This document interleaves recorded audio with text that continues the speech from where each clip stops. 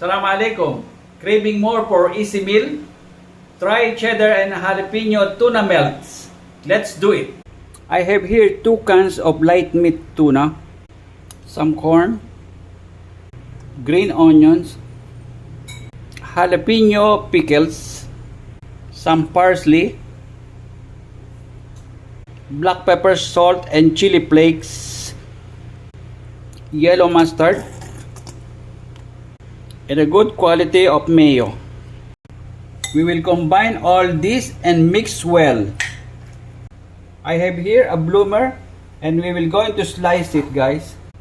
We will scoop this on top of our bread. Top it with some cheddar cheese and some jalapeno peppers, guys. Now we will put it into oven for baking. Our tuna melt, guys. I hope you like it. Enjoy. Try it at home.